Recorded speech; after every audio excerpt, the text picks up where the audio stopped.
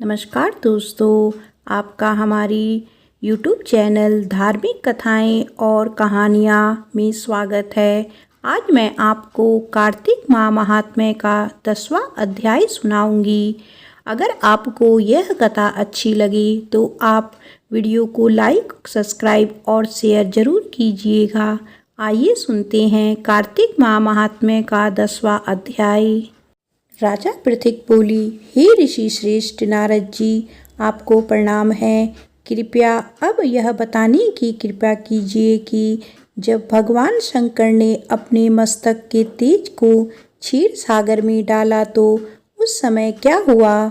नारद जी बोले, हे राजन, जब भगवान शंकर ने अपना वह तेज क्षीर सागर में डाल दिया तो उस समय वह शीघ्र ही बालक होकर सागर के संगम पर बैठकर संसार को भय देने वाला रुदन करने लगा। उसके रुदन से संपूर्ण जगत व्याकुल हो उठा, लोकपाल भी व्याकुल हो गए, चराचर चलामान हो गया। शंकर सुवन के रुदन से संपूर्ण ब्राह्मण व्याकुल हो गया। यह देखकर सभी देवता और ऋषि मुनि व्याकुल होकर ब्रह्मा जी की शरण में गए और उन्हें प्रणाम कर उनकी स्तुति करने लगे। उन सभी ने ब्रह्मा जी से कहा, हे पितामह, यह तो बहुत ही विकट परिस्थिति उत्पन्न हो गई है। हे महायोगिन, इसको नष्ट कीजिए। देवताओं के मुख से इस प्रकार सुनकर ब्रह्मा जी सत्यलोक से उतरकर उस बालक को देखने के लिए सागर तट पर आए। सागर ने ब्रह्मा जी को आता देखकर उन्हें प्रणाम किया और बालक को उठाकर उनकी गोद में दे दिया।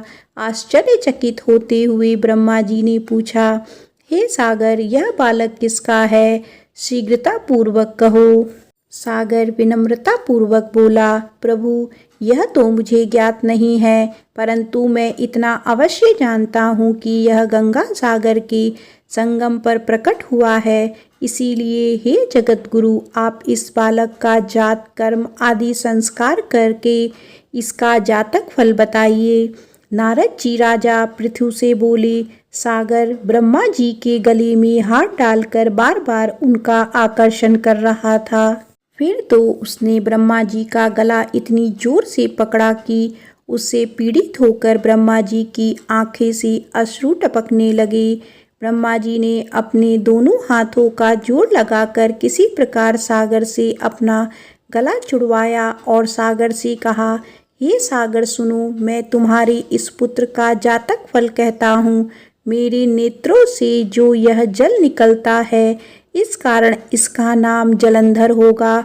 उत्पन्न होते ही यह तरुणावस्था को प्राप्त हो गया है, इसीलिए यह सब शास्त्रों का पारगामी, महापराक्रमी, महावीर, बलशाली योद्धा और रण में विजय प्राप्त करने वाला होगा।